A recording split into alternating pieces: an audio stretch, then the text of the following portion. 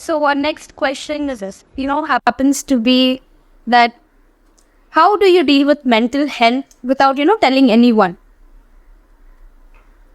So my question would be, why do you not want to tell people that you are going through something? See, now I personally could answer this like by saying there are a lot of judgments when it comes to mental health. It's a taboo topic, I feel, because it's not talked about enough, and judgments coming from people might, be challenging again to the person who's going through the same mental health challenge. So more importantly, judgment from others.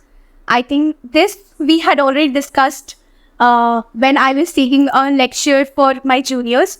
Then let's say that I come to you and ask this question, or possibly even make fun of you that, oh Lena, you have a green colored skin. What are you going to say? I don't know, I'm going to hide my skin or something. You are? Yeah. Do you really believe that you have a green color skin? See, now that's the thing I was telling you. Ki, it depends on now. I am someone who will believe anything the other person says. So this is where we have to start, right? Yes. So the judgment part, the conception people have about certain things. First, you have to redefine your own self and how you are seeing the thing. If it's coming from your place, you are judging it. So you will be, thinking that, oh, the other person is judging me. And more importantly, you might act that way. Just because you don't want to be judged, so you are going to go and please them in some or the other way, right? Because I have seen this happening all the time, that when you want to connect with someone, what you do is you start molding yourself on their template, right? Basically how they would want you, your person, right? To be, yeah. So that is where you have to start first. That mental health is more of a inner and individual journey rather than being it the whole thing and, being it about the world. So yes, start there. First, understand why are you judging yourself, right? Why are you wanting not to be judged? Second part. And third part would be that let's say that even if people are judging you and you are feeling judged, why are you stopping in your path? Right? That is one integral question which you need to ask.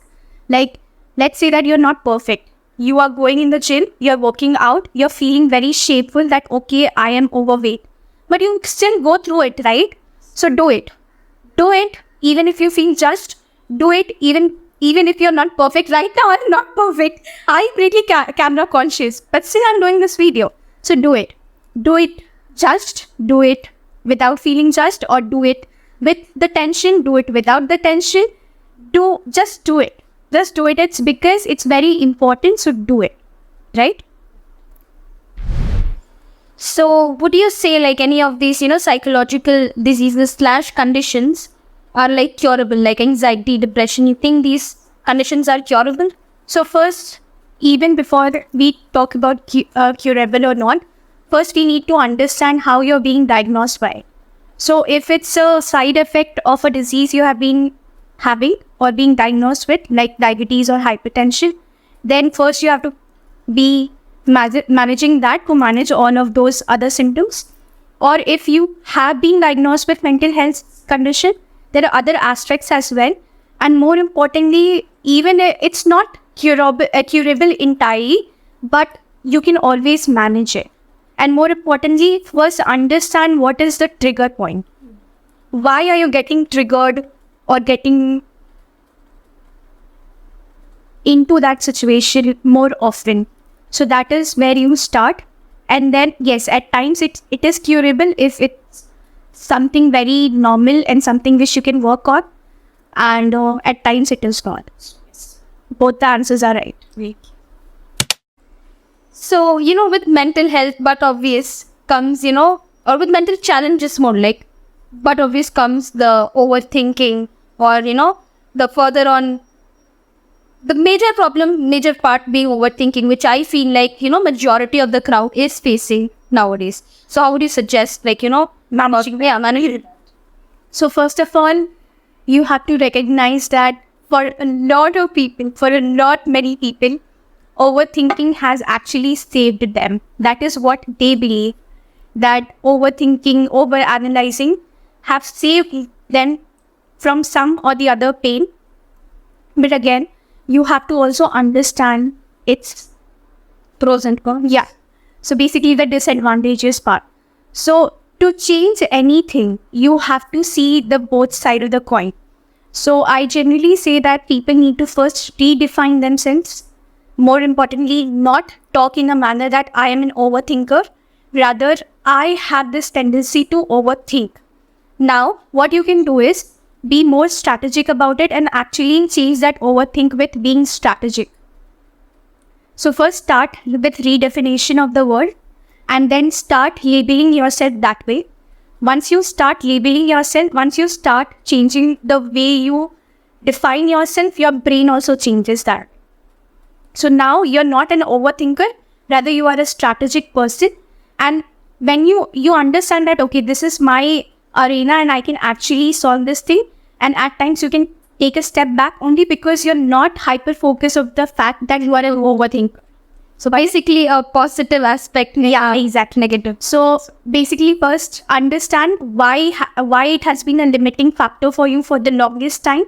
For some people, I think the majority of Gen Zs who are my clients, they come and they're like, I'm not getting into a relationship because I'm an overthinker. Like I'm scared to get hurt. I'm scared with the relationship part, the commitment part, which again comes with overthinking. So yes, you have to understand first, you have to process the pain which you have gone through before. And again, the relationship part, the adult relationship part, the love part is not only about the relationship you might have been, but rather also from your environment. If you have been, like if you are grown up or you grow up in an environment which is not as docile in nature, then possibly you might have certain anxiety and certain nervousness around the relationship as whole. So first work on that, change your perspective for that, redefine all of those situations, process all of those situations, and then you can go ahead. Thank you. Okay, so the next question that one of our consociates have asked is, how do I deal with the stress, or, if like over exhausting myself is the only coping mechanism I have? Yes. So first you have to identify why are you not letting yourself think or feel. So like he already mentioned that over exhaustion is a coping mechanism. So they have already identified the problem first of all. So now that they have identified the problem, now they have to solve it. They have to acknowledge it that, okay, I'm not able to think and sit or feel my emotions, what I'm running from. So you have to start there and then go ahead and understand that why are you over-exhausting yourself. So one of the limiting belief, I also have identified a pattern in general millennials and Gen Z, is that they have somehow associated over-exhaustion with stasis. They think that if I'm not hustling or struggling, or I am not working hard, so I might not get into this, or I might not have that. So this is again a limiting belief, right? So you have to also identify those limiting beliefs, which is making you feel that way, that okay, I have to be overproductive, I cannot rest until I get this. So if someone has those associations, they might not be able to sit idle or possibly even take that rest which is required for the body to be more productive. So again, I say that focus on qualitative productiveness rather than the quantitative one. To add on to this question, I would also like to, ask, how does one stop getting the feeling of, never doing enough? Like no matter what you do, you will still feel like, no, I haven't done enough to get into that position, that. So again, this starts with the environmental pressure which we feel and which we have heard, which we might have grown up hearing. When you see a cat or a dog, you don't expect them to bring you water, do you? No. So why is that you are still able to give them the love and the attention and the care, right? So it might sound very philosophical in nature, but this is how it starts. That if someone has been valuing you for what you have given to them, what really happens is that it gets instilled in your brain that, okay, I have to achieve this to be lovable. Like for men, generally, I think that is the reason they want to provide to people, and they don't work on the emotional aspect of them being like general stable person. For women nowadays, it has become both. So they have gone and become an overachiever, where they will not give space for anyone to come in and lend them a hand. So yes, first you have to understand that limitation, work on it, redefine it, and then again move ahead. Processing is the key. Processing is the key. Redefinition is the key. Yes. So we have a very Gen Z question with us here. So, breakups, again, a very day-to-day aspect or a day-to-day thing. So definitely takes a toll on mental health. So, how would you suggest, or how do you expect a person to deal with the feeling of being unwanted or feeling unwanted? Okay. This might sound very repetitive in nature, but again, I'm going to go ahead and answer it in metaphorical ways. When you go to a mall, right, and you identify a dress, right? Let's say if it's out of budget, you might not buy it. But then in that moment, it's not that the dress has lost its value, right? So it's the same thing with human beings, right? We have this tendency of defining us through other people's perspective and how they're accepting us.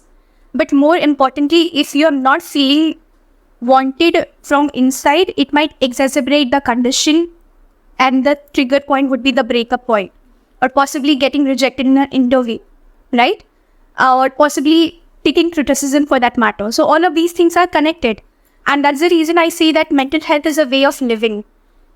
The question you had asked, that isn't curable or is it not, right? So these are the aspects when you understand the nuance of this part, that it's not something which you can, since it's so intangible in nature and so much of dots are connected, that you don't have a right answer to it, right? So first you have to identify that the unwanted feeling, where is it coming from? Are you truly feeling unwanted from within? If that's the case, then first work on that, of why are those things, what are those things that you're feeling that, okay, possibly you're not enough, possibly whatever it is you're feeling, why you're not feeling great or why you're not feeling enough. And then go ahead and think that, okay, why the other person rejected? Possibly they didn't have the capacity to accept it. So it does not have to be even though it feels personal at times, it's still not personal. So yes, it can be a positive aspect. Again, it can be a positive aspect that's positive in the negative one. You are out of budget, basically.